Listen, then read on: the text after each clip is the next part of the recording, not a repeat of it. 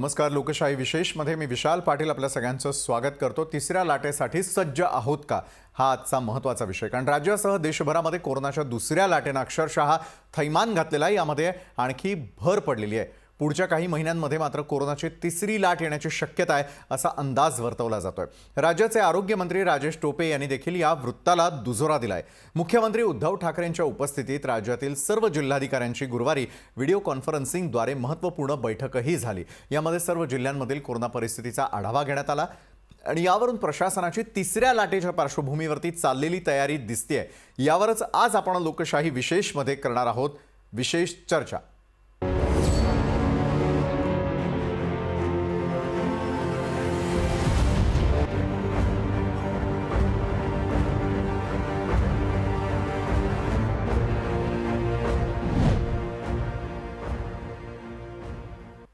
तर तिसऱ्या लाटेसाठी आपण सगळे सज्ज आहोत का, या विषयावरती मान्यवरांबरोबर आपण चर्चा तर करणार आहोतच. मात्र सुरुवातीला पाहूयात की आरोग्य मंत्र्यांनी नेमका काय दिलाय इशारा.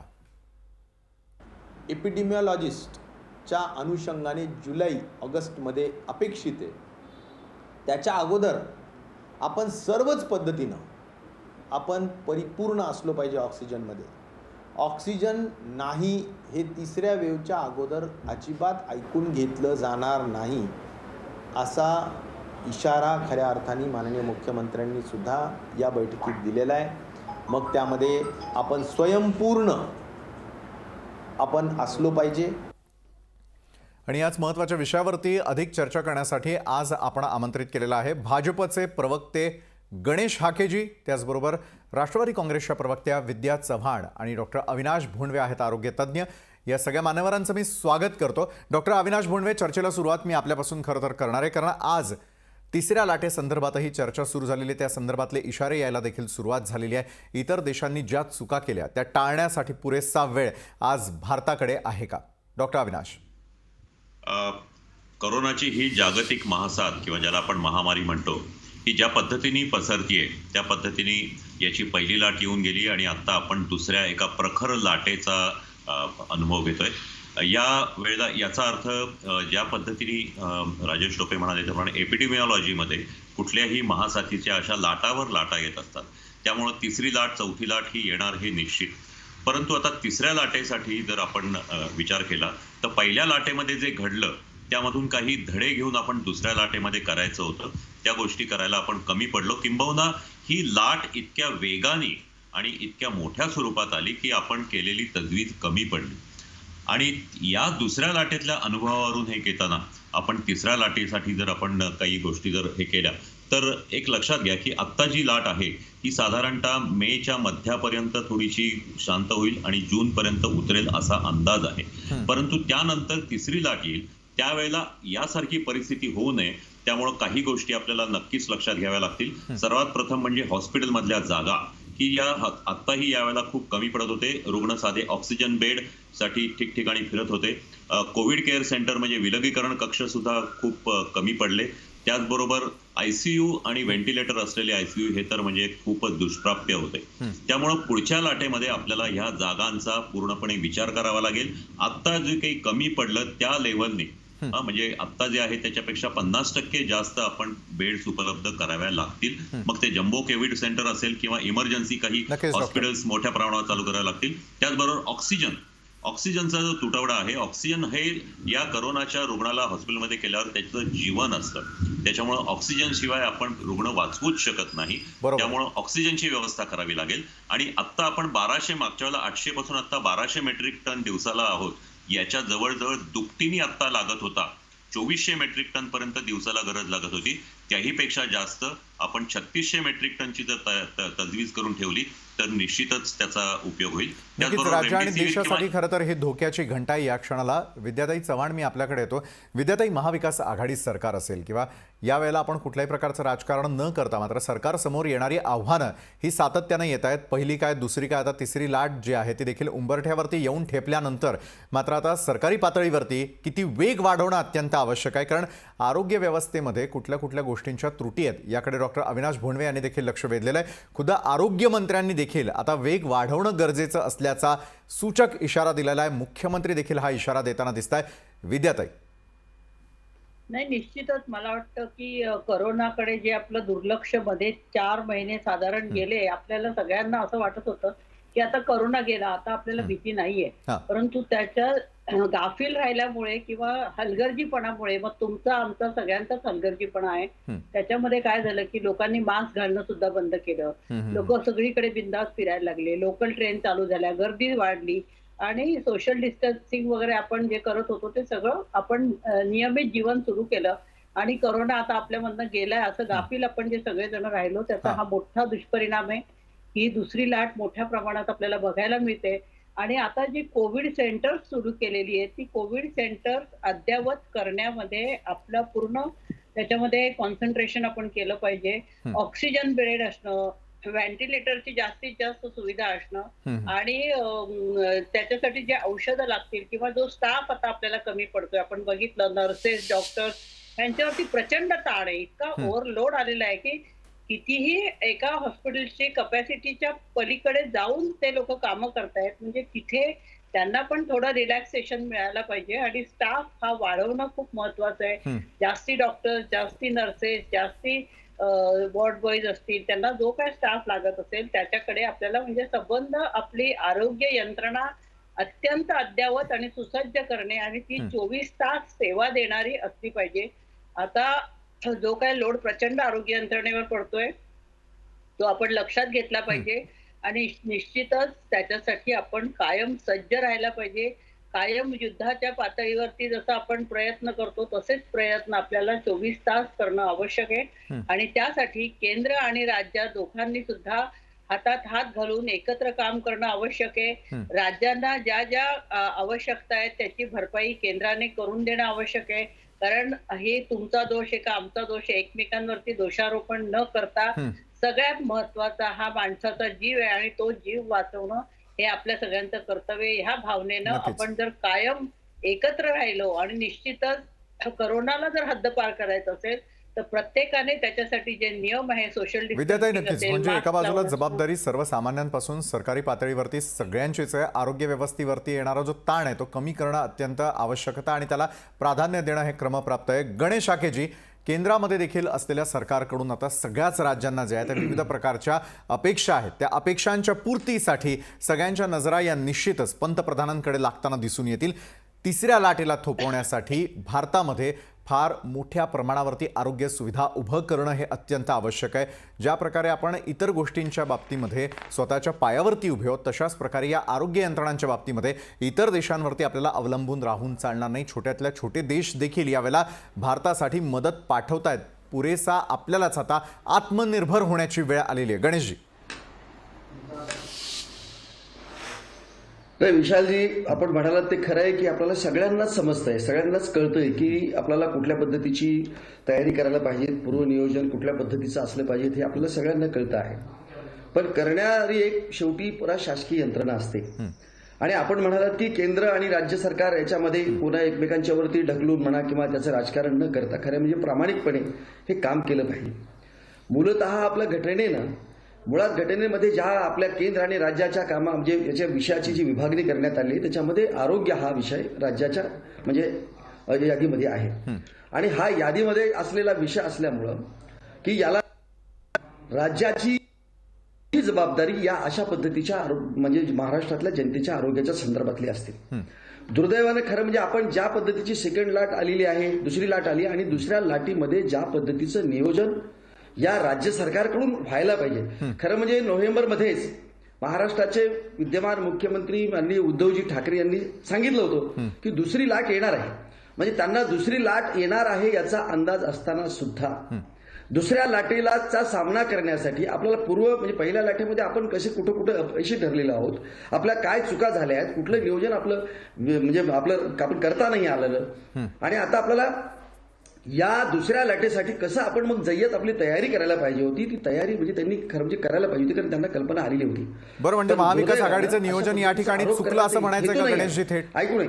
हां, नाही विषय नाही तेच सांगतो मी. विशालजी मला बोलू द्या पूर्णपणे. कसं आहे की नोव्हेंबरमध्ये तुम्हाला दुसरी लाट येणार आहे आणि ती फेब्रुवारी मार्चमध्ये एप्रिलमध्ये येणार आहे याची कल्पना असताना सुद्धा ज्या पद्धतीचं आज केवळ जी तुम्हाला सांगतो मृत्यूचं प्रमाण आहे, गेल्या पहिल्या लाटेमध्ये साधारणतः 1.5 ते 2% मृत्यूचं प्रमाण होतं.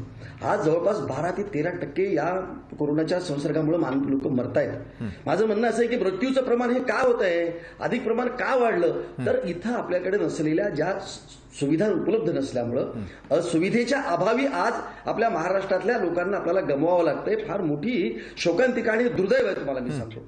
कारण जर मला सांगा की जर कल्पना असताना आज अजूनही परिस्थिती अशी आहे की या पद्धतीची लाट येणार म्हटल्यानंतर ज्या पद्धतीचे जे कोविड सेंटर्स उभे करायला पाहिजे होते, ऑक्सिजन बेड्स निर्माण करायला पाहिजे, व्हेंटिलेटर सारख्या गोष्टी असतील, आयसीयू सारख्या गोष्टी असतील, या सगळ्या गोष्टी तुम्हाला सांगतो की रेमडेसिवीर सारखे इंजेक्शन्स असतील, ज्या गोष्टी म्हणून या गोष्टीसाठी करायला पाहिजे होत्या त्या या सरकारनं न केल्यामुळं आज महाराष्ट्रावर गंभीर आरोप आहेत खरं तर सरकारवरती. देशामध्ये सर्वाधिक रुग्ण सुरुवातीला गंभीर स्वरूपाच्या मुख्यमंत्र्यांना सगळी कल्पना असताना देखील मात्र सरकार गाफील राहिलं, खास करून राज्य सरकार गाफील राहिलं. प्रमाण महाराष्ट्रामध्ये विद्याताई, याच्यात या महारोगाची भयानकता बोला ना विद्याताई, आपण बोला. माझं म्हणणं हे या व्यवस्था त्यांनी करायला पाहिजे होत्या, केला नाही. त्यामुळे हे संकट हे सरकारनं या महाराष्ट्रावरती आणलेलं आहे असं मला वाटतं. मुख्यमंत्र्यांना दोषी धरायचंय, पण हाक्यांना मला एक सांगायचंय की मुख्यमंत्री अत्यंत संयमशीलपणे, म्हणजे मी स्वतः जानेवारीमध्ये जेव्हा शेतकऱ्यांचा मोर्चा होता तेव्हा लेफ्ट पार्टीज आणि आम्ही सीएम साहेबांना भेटलो, त्यावेळी सीएम साहेबांनी स्वतः सांगितलं की अशा प्रकारचे मोर्चे वगैरे करू नका, कोरोनाची दुसरी लाट येण्याची शक्यता आहे, तेव्हा गाफील कोणी राहू नका. आमच्यापैकी अनेक जण म्हणाले होते आता कोरोनाचं भय नाही, आता शेतकऱ्यांचे प्रश्न महत्वाचे आहेत. सीएम साहेबांनी कधीही संयम सोडला नाही. त्यांनी सगळ्यांना सांगितलं की कोरोनाची दुसरी लाट येण्याची शक्यता आहे, सोशल डिस्टन्सिंग पाळलं पाहिजे, मोर्चे आंदोलन काहीही करू नका. हे मी त्यांना हाक्यांना एवढ्यासाठी सांगतेय की जर का आपल्याला हेल्थ मॅनेजमेंट करायला पाहिजे होती तर राज्याची चूक नाहीये, ते केंद्राने करायला पाहिजे होतं. पण नरेंद्र मोदी सरकार हे फक्त निवडणुकांच्या मोडवर होतं.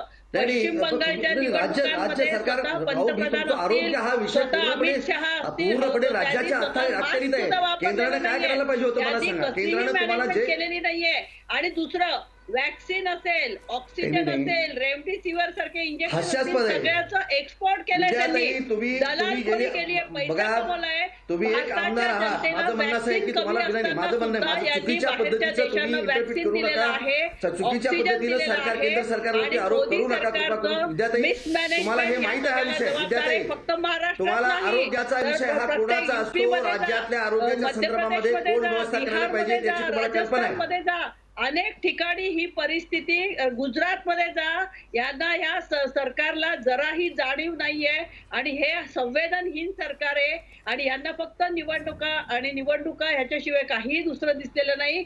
त्याच्या उलट महाराष्ट्र राज्यामध्ये जी काळजी घेतलेली आहे, मुख्यमंत्री असतील, हेल्थ मिनिस्टर असतील, यांनी जी काळजी घेतली आहे त्याचं तुम्हाला कौतुक करता येत नसेल तर तुम्ही अशा प्रकारे बोलून हिणवणी करू नका.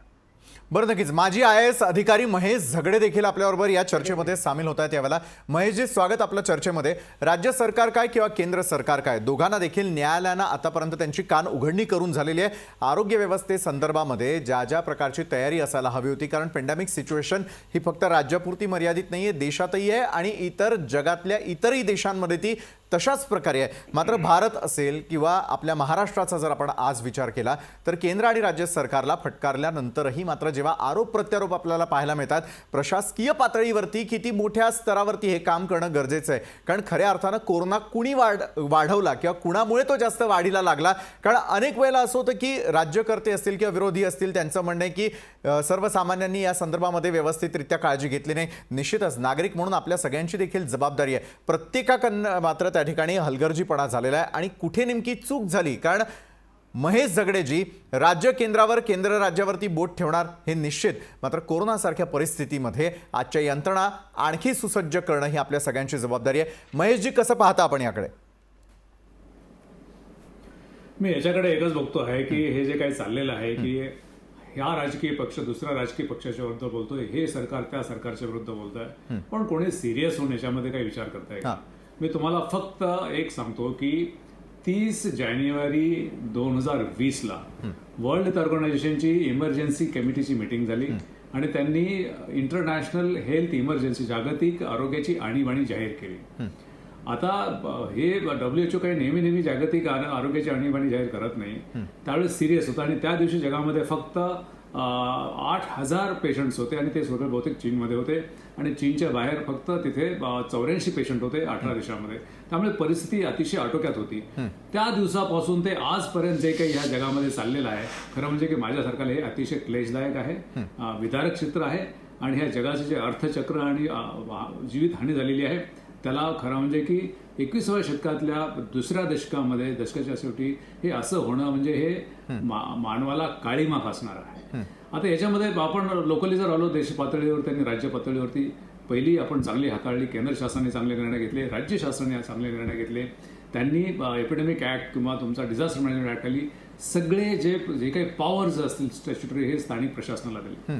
आता आपण नेहमी हे राजकीय पक्ष एकाविरुद्ध दुसऱ्याला, दुसऱ्या तिसऱ्या विरुद्ध आपण कधीतरी एक विचार करणार आहोत का की ज्याच्यावरती 50-60% आपण खर्च करतो या प्रशासकीय यंत्रणेवरती, त्यांचं काम रात्रंदिवस चालू आहे आपण हे म्हणतो, त्यांनी खूप चांगलं काम केलेलं आहे, त्याच्यातले खूप मृत्यू पावतात, फ्रंट लाईनला आहेत, हे सगळं आहे. पण जे निर्णय घेणारे आहेत त्यांनी खरं म्हणजे की 20 जानेवारी 2020ला 30 जानेवारी 2020ला असं प्रपोजल काही दिलं का राज्यकर्त्यांना की असं होणार आहे आणि आपण असं केलं पाहिजे. यांना खरं म्हणजे की ट्रेनिंगची गरज नसते, ते ऑलरेडी ट्रेंड असतात, यांना सगळे त्यांच्यामध्ये एक्सपर्ट्स असतात तिथे. असं दिलं की मला माहिती नाही. ठीक आहे, आपण तो आता इतिहासामध्ये जायची गरज नाही. पण आता की पहिली लाट ज्यावेळेस आली त्यावेळेस युरोपमध्ये, अमेरिकेमध्ये हाहाकार मचलेला होता आणि त्याच्या पार्श्वभूमीवरती आपल्याला जे काही करताना शक्य कारण म्हणजे आपल्याला लीड टाईम मिळाला होता त्याच्यामध्ये भरपूर काही करण्यासाठी. मी ह्या ब्युरोक्रसीने, नोकरशाहीने राज्यकर्त्यांना तसं सांगितलं होतं का? ठीक आहे, आपण ते समजू की पहिल्या वेळेस ते ठीक आहे, त्यांचं तेवढं हे नव्हतं आणि अनुभव नव्हता. पण पहिल्या लाटेनंतर दुसरी लाट, जगामध्ये तिसरी लाट आलेली होती, ही इकडे येऊ शकते हे करून नियोजन करणं गरजेचं होतं. पण मी याच्याकडे खरं म्हणजे की असं बघत नाही, कारण मी ह्या काही अशा साथीचे रोग हाताळलेले आहेत. दुसरी लाट येणारच नाही अशा पद्धतीने जर नोकरशाहीने या देशामध्ये, राज्यामध्ये स्थानिकरित्या केलं असतं तर मला वाटतं की ही भयानक परिस्थिती आज तर खरं म्हणजे की जगामध्ये ॲपोकॅलिप्स असा म्हणजे विस्फोट, म्हणजे विनाशकारी विस्फोट भारतामध्ये होतोय अशा पद्धतीचं चित्र रंगवलं जातं. आणि मला वाटतं ते जरी अतिशयोक्तीपूर्ण असलं तरी परिस्थिती तशी आहे, कारण जिथे लोक मरतायत त्यांना ते जाणवतं. मला असं म्हणायचं की प्रशासनाने खरं म्हणजे की आत्ता आपण रेमडेसिवीर, ऑक्सिजन, बेड्स, अमुक तमुक याच्यासाठी सगळं बोलतो आहोत, पण आजही हे जे नवीन पेशंट्स तयार होत आहेत ते पेशंट तयार होणार नाहीत यासाठी काय करते यंत्रणा?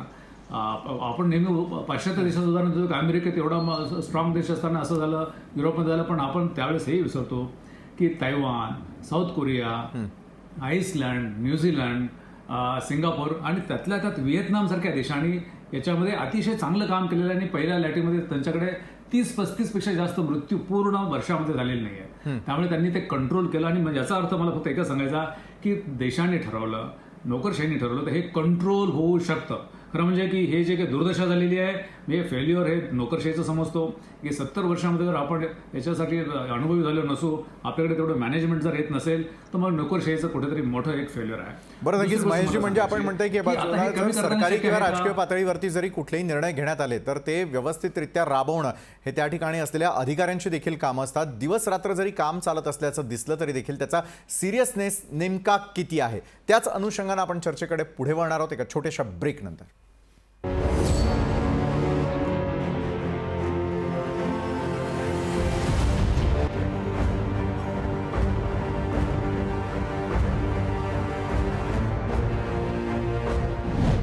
लोकशाही विशेषमध्ये आपल्या सगळ्यांचं पुन्हा एकदा स्वागत. या क्षणाला आपल्यासोबत आहेत राष्ट्रवादी काँग्रेसच्या प्रवक्त्या विद्याताई चव्हाण, डॉक्टर अविनाश भोंडवे आरोग्य तज्ज्ञ, माजी IAS अधिकारी महेश झगडे आणि भाजप प्रवक्ते गणेश हाकेजी देखील आपल्यासोबत जोडले गेलेले आहेत. विद्याताई, मी आपल्याकडे येईल. राज्य सरकारच्या अखत्यारीमध्ये आरोग्यासंदर्भातला विषय असताना देखील त्याकडे खरोखर दुर्लक्ष झालं का? बरं, महाविकास आघाडीचं सरकार राज्यामध्ये असताना ज्या ठिकाणी भाजपचं प्रशासन असलेले जे राज्य आहेत त्या ठिकाणचं चित्र मात्र वेगळं आहे का हो? ज्या पद्धतीनं आता गणेश हाकेजी म्हणत होते की राज्य सरकारचं नियोजन त्या ठिकाणी चुकलेलं आहे, मुख्यमंत्री जे आहेत त्यांनी जर गंभीरतेने हा विषय घेतला असता तर मात्र अनेक गोष्टी ज्या त्या सुधारता आल्या असत्या. मात्र ज्या ठिकाणी भाजप शासित राज्य आहेत त्या ठिकाणचं चित्र नेमकं कशा प्रकारे पाहता विद्याताई? नाही, मला तेच म्हणायचंय की देशातल्या जनतेचे प्राणांचं रक्षण करणं हे त्या राज्याची आणि केंद्र सरकारची जबाबदारी. त्याच्यासाठी आरोग्य व्यवस्था उत्तम असली पाहिजे. आपल्या GDPच्या 6% शिक्षण आणि आरोग्यावर खर्च करणं आवश्यक असताना 1 ते 2% सुद्धा खर्च होत नाही, याच्यासारखं लाजीरवाणं दुसरं काही नाहीये. हा. त्यामुळे आरोग्य केंद्र चांगले असणे. आता आपलं महाराष्ट्राबद्दल एवढं हाके बोलताय.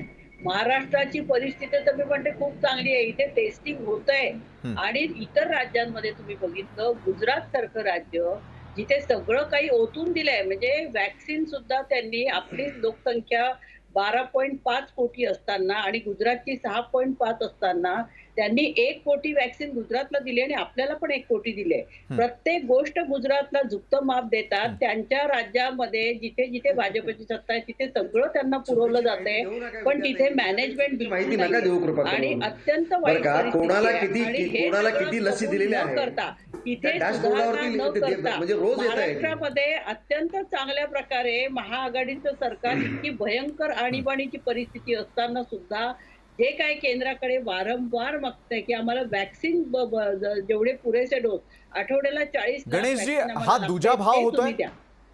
पण ते दिलं जात नाही. ऑक्सिजन सुद्धा आपण नाही, म्हणूनच मागतो, म्हटलं पण तुम्हाला आपल्याला विशालजी, दिलं जात नाही. सगळ्या विशालजी, मला काय म्हणायचंय, म्हणजे विद्याताईला पाहिजे माझं त्यांना म्हणणं त्यांच्या करून ठेवलेलं आहे. म्हणजे कार्यक्षमतेचं खापर त्यांना केंद्रावरती फोडायचं हा. आहे. दुर्दैवाने मी तुम्हाला सांगतो की त्यांना दुसरं काही करता येत नाही, कारण इथं त्यांना जनतेच्या प्रश्नापेक्षा त्यांची सत्ता टिकेल की नाही, सरकार टिकेल की नाही, सरकारमधल्या मंत्र्यांना कसं वाचवायचं, काय करायचं, कुठले कुठले मंत्री याच्यामध्ये गोडले जातात, काय ह्याच्यातच त्यांचा म्हणजे ते त्याच्यानी अत्यंत गंभीर अशा स्वरूपामध्ये ते अडकलेले होते. दुर्दैवानं म्हणून त्यांना या पद्धतीचं नियोजन, खरं म्हणजे दुसरी लाट येते आहे असं माहीत असून सुद्धा त्यांनी त्या पद्धतीचं नियोजन केलं नाही.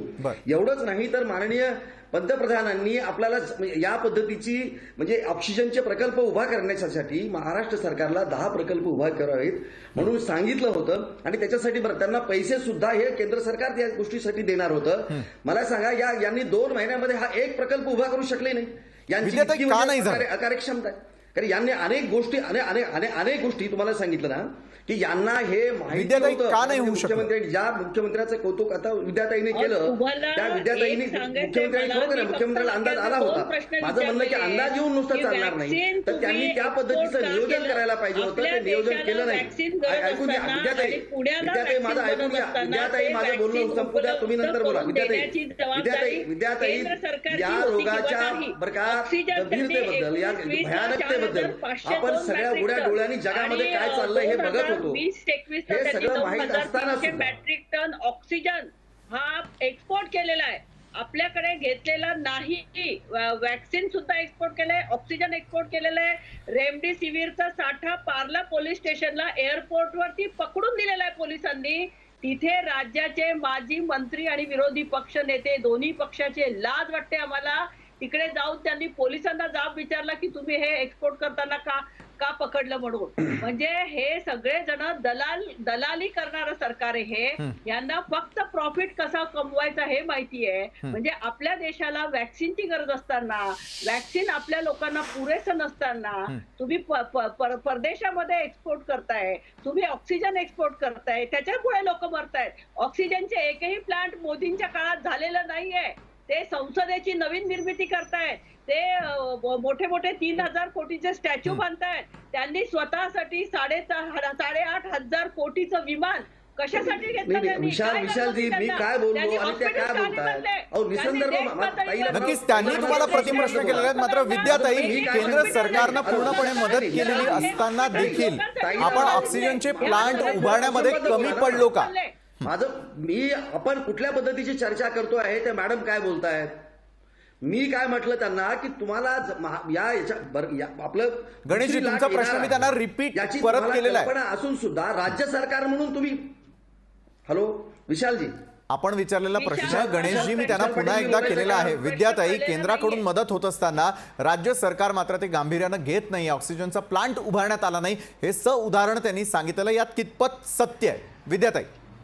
हे बघा, ते तुम्हाला मिसगाईड करतायत. आज आपल्याला माहितीये का, तुम्हाला अनेक ठिकाणी आपण ऑक्सिजन प्लांट काय सांगा ना. तुम्हाला 10 ऑक्सिजन प्रकल्पांसाठी तुम्हाला उभारा म्हणून तुम्हाला केंद्राने सांगितलं नव्हतं, त्याच्यासाठी पैसे सुद्धा केंद्र सरकार देणार होतं. तुम्ही का उभारले नाही? आज ऑक्सिजनच्या अभावी पॉवर सेंटर रुग्ण मरतायत त्याला जबाबदार कोण आहे? केलेलं आहे त्यातून 50 तुम्ही जर हे प्रकल्प उभे केले असते तर आज जे मोठ्या प्रमाणामध्ये महाराष्ट्रामधलं जे मृत्यूचं प्रमाण वाढलेलं आहे ते वाढलं नसतं. याला जबाबदार कोण आहे? ठिकाणी ऑक्सिजन तुम्ही का नाही उभे केले ऑक्सिजनचे मुंबई प्रोजेक्ट इथं महापालिकेने महाराष्ट्रामध्ये? मुंबईमध्ये प्रत्येक हॉस्पिटलच्या बाहेर ऑक्सिजन प्लांट कशा प्रकारे करता येईल सगळ्याचं नियोजन अतिशय चांगलं केलेलं आहे. आम्ही कुठल्याही प्रकारे केंद्र सरकारवर अवलंबून नाहीये. तुम्हाला कारण 2 केंद्र महिन्यापूर्वी सरकार सांगितलं बरं, होतं, 2 कोण कुणावर महिन्यापूर्वी अवलंबून त्यापेक्षा डॉक्टर अविनाश भोंडवे जे आरोग्य तज्ज्ञ, मी आपल्याकडे येतो. डॉक्टर अविनाशजी, दुसरी लाट जी आहे त्यानंतर येणारी तिसरी लाट हे सगळ्यात मोठं आव्हान आहे आपल्यासमोर. यावेळेला राज्य सरकार किंवा केंद्र सरकार आपापल्या जबाबदाऱ्या कशा प्रकारे पार पाडताना दिसायला हवंय, तर दुसरीकडे मात्र नागरिक म्हणून आपणही बाहेर पडत असताना फक्त आपणही सरकारी यंत्रणांवरती बोट न ठेवता राज्यातल्या देशातल्या जनतेनं देखील कुठल्या गोष्टींची आता जबाबदारी घेणं गरजेचं आहे. कारण या ठिकाणी एक एक मृत्यू रोखणं हे आपल्या सगळ्यांसमोरचं सर्वात मोठं आव्हान आहे. तिसऱ्या येणाऱ्या लाटेसाठी सुसज्ज व्यवस्था हा आपल्या समोरचा सर्वात मोठा प्रश्न आहे. डॉक्टर अविनाश, आता जे काही वाद चाललेला आहे त्याबद्दल मी एकच वाक्य असं सांगेन की आत्ताच महेश झगडे साहेबांनी जे सांगितलं की या देशामध्ये आपण राष्ट्रीय आपत्ती कायदा आणि disaster management act, epidemic act हे लागू केले आणि सर्व धोरण किंवा सर्व आखण्याची शक्ती ही प्रशासनाला दिली. त्याच्यामुळे प्रशासनाचं हे कार्य होतं, मग ते देशाचं असेल, सेंट्रल असेल किंवा स्टेटचं असेल, की ही लाट कशी थोपवायची किंवा हे नियोजन करोनाच्या साथीचं कसं करायचं ते जे मांडलं गेलं त्यामध्ये ते प्रशासन कमी पडलं. सरकार जे असतं ते कुठल्याही पक्षाचं असलं तरी ते धोरण पास करणं आणि त्यासाठीच्या पैशांची हे करणं एवढ्याच गोष्टी केल्या जातात. आता त्याच्यामुळे तिथे मी असं म्हणेन की कुठल्याही राज्य सरकारांनी किंवा कुठल्याही पक्षांनी एकमेकांना दोष न देता प्रशासन हे तेच असतं, तेच हे काम करत असतात. महेश झगडे साहेबांबद्दल मी असं सांगेन की 2009 साली ज्या वेळेला पुण्यामध्ये स्वाईन फ्लूची साथ आली होती, भारतात नव्हे जगात सर्वात जास्त रुग्ण हे पुण्यात होते. Pune was the AP centre. त्यावेळेला झगडे साहेब पुण्याचे कमिशनर होते. त्यांनी अक्षरशः घराघरात जाऊन रुग्णांच्या तपासण्या करून घेतल्या होत्या आणि टायमी फ्लूच्या गोळ्या सुदैवाने त्यावेळेला केंद्र सरकारने दिल्या आणि ही इतकीच मोठी वाढू शकली असती अशी साथ ही जवळजवळ 15 दिवस ते 3 आठवड्यात, महिन्याच्या आत ती आटोक्यात आली. आज आपल्याला या तिसऱ्या लाटेचं नियोजन करायचं असेल तर त्याच्या 2 गोष्टी आपल्याला लक्षात घ्यायला पाहिजे की ही लाट येऊ नये किंवा आली तर ती रोखली जावी वेळेतच. यासाठी प्रयत्न आपल्याला करावे लागतील आणि त्याचं मुदत आहे 2 महिने, मे आणि जून. कारण जुलैपासून लाट येणार आहे असं सांगितलेलं आहे. यामध्ये आपल्याला आत्ता आपण जे कमी पडलो त्यामध्ये तपासणी, आज अनेक ठिकाणी तपासणी केंद्र कमी आहेत, अनेक पॅथॉलॉजी लॅबोरेटरीज कमी आहेत, त्या आपल्याला वाढवाव्या लागतील. त्याचबरोबर हे जे आपण कॉन्टॅक्ट ट्रेसिंग आहे, आपण पाहतो की वारंवार 20 पर्यंत कॉन्टॅक्ट ट्रेसिंग करायला सांगितलेलं आहे, परंतु 5च्या वर आपण जाऊ शकत नाही कारण कॉन्टॅक्ट ट्रेसिंग करणारे कर्मचारी आपल्याकडे नाहीये आणि त्या पद्धतीचं नियोजन नाहीये. तेही आपल्याला करावं लागेल. तेवढे कर्मचारी आणि त्यांची नोंद करावी लागेल, तीही यंत्रणा हे करावी लागेल.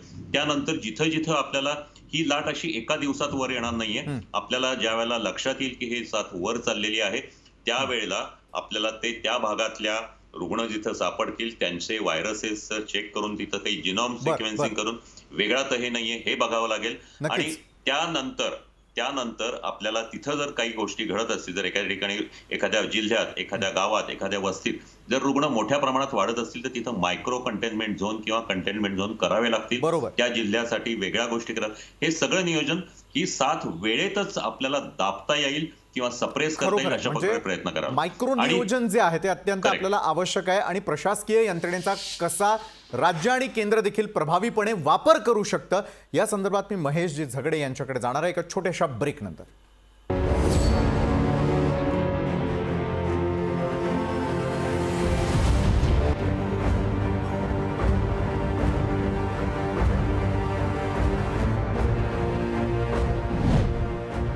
नंतर आपल्या सगळ्यांचं पुन्हा एकदा स्वागत आणि आज आपण चर्चा करतोय ती म्हणजे तिसऱ्या लाटेसाठी आपण सज्ज आहोत का. राष्ट्रवादी काँग्रेसच्या प्रवक्त्या विद्याताई चव्हाण, आरोग्य तज्ज्ञ डॉक्टर अविनाश भोंडवे, माजी IAS अधिकारी महेश झगडे आणि भाजप प्रवक्ते गणेश हाके यांच्याबरोबर आपण या महत्त्वाच्या विषयावरती चर्चा करतोय. महेशजी, मी आपल्याकडे येतो. सरकार कुणाचंही असलं तरी देखील मात्र प्रभावीपणे प्रशासकीय यंत्रणेचा वापर करून घेणं हे त्यांचं काम असतं.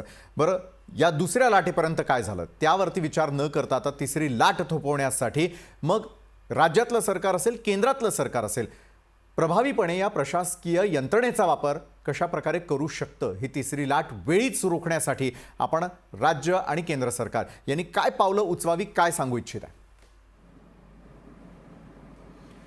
एक याच्यामध्ये लक्षात घेतलं पाहिजे की हा रोग असा अतिशय तसा सिंपल रोग आहे. हा. पण जर ट्रीट करायचा झाला आणि डॉक्टरांच्याकडे जर जायचं झाला तर आजही याच्यावरती रामबाण औषध असं नाही. जसं की आपल्याला मागे स्वाईन फ्लूचे डॉक्टर भंडूंनी सांगितल्याप्रमाणे स्वाईन फ्लूच्या वेळेस होजेल टॅमीवर किंवा टॅमीफ्लू होता, तसं नाही आहे. त्यामुळे खरं म्हणजे की डॉक्टर्स जे आज करतायत किंवा जी वैद्यकीय यंत्रणा जी आहे देशातली, राज्यातली आणि जगातली, ती अतिशय स्ट्रेस खाली आहे की ज्याच्यावरती औषधच नाही असा रोग ते ट्रीट करतायत स्वतःचा जीव धोक्यात घालून आणि मग हे करतायत आणि मग तुमचं स्टेरॉइड असेल, हे असेल, ते असेल, परंतु ते प्रयत्न करतायत आणि बरेचसे जीव वाचवतायत. पण माझं पहिल्यापासून एक सांगणं आहे की हे त्यांच्या दरवाजापर्यंत हा रोग गेलाच नाही पाहिजे. हा खरं म्हणजे की वैद्यकीय क्षेत्राने हँडल करण्याचा रोग, वैद्यकीय क्षेत्र कुठला रोग हँडल करू शकतं की त्याच्यावरती औषधं आहेत, त्याच्यावरती उपचार पद्धती आहेत. तो हा रोग असा आहे की हा प्रतिबंध करण्याचा रोग आहे, कारण याच्यावरती औषध अजून आलेलं नाही. आणि त्यामुळे की पहिल्या लाटेच्या वेळेस जसं आपण थोडंसं दुर्लक्ष झालं, मी असं ठामपणे सांगू शकतो, आता दुसऱ्या लाटेच्या वेळेस हे रुग्ण तयारच होणार नाहीत. अशा पद्धतीने सर्व यंत्रणा राज्यातले जे काही 17-18 लाख कर्मचारी असतील यांना लावून छोटे छोटे जिओग्राफिकल एरिया तयार करून असे भौगोलिक तिथे त्यांच्यावरती जबाबदारी दिली आणि सामाजिक सहकार्य घेतलं. आता जर बघितलं आपण की समाजाचं सहकार्य तसं काही घेतलं जात नाही, त्याला सोशल एंगेजमेंट जे म्हणतो, साथ रोगामध्ये ते फार महत्त्वाचं असतं. आणि हे सगळं होताना खरं आता झालं काय की प्रशासकीय यंत्रणा, एखादा हा जो करोनाचा बैल आहे, हा वारू आहे, तो उधाळलेला आहे, शेपटीला धरून त्याच्या पाठीमागे आपण असं फरफडत चाललेलो आहोत. त्याला समोरून जाऊन त्याच्या खरं म्हणजे शिंग पकडून त्याला थांबवलं पाहिजे. आणि ते अवघड आहे का? ते अवघड असलं तरी ते अशक्य अजिबात नाही आहे. मला वाटतं की राज्य शासनाने, केंद्र शासनाने कुठेतरी ही स्ट्रॅटेजी हे केली पाहिजे की आम्ही छोट्या युनिटमध्ये तिथल्या तिथे रिस्ट्रिक्ट करू, त्या लोकांना सांगू. आणि आपण नेहमी सांगतो की लोकांची साथ पाहिजे.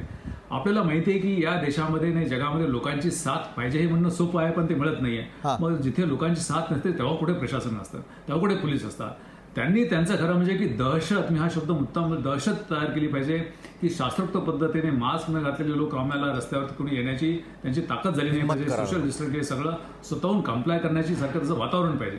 हे वातावरण तयार करण्यामध्ये आपण कुठेतरी हे कळलो. खरं म्हणजे की पहिल्या लाटेच्या वेळेस काही डिव्हिजनल काही म्युन्सिपल कमिशनर्स, काही कलेक्टर्स ट्रान्सफर केले, पण नंतर आता तर काही 3-4 होत नाही. म्हणजे काय झालंय की शेवटी प्रत्येक वेळेस आपण ब्लेम पॉलिटिशियनवर त्यावरती कुठेतरी आता प्रशासकीय यंत्रणेने जागा होऊन आम्ही ही लाट तिसरी येऊच देणार नाही. नक्कीच महेशजी, बाकीचं तुम्हाला नियोजन करायचं, ऑक्सिजन वगैरे ते करा, पण येऊच देणार नाही. असं कुठेतरी किलर्स इन्स्टिंक्ट असल्याशिवाय मला वाटतं की ते हे होणार नाही.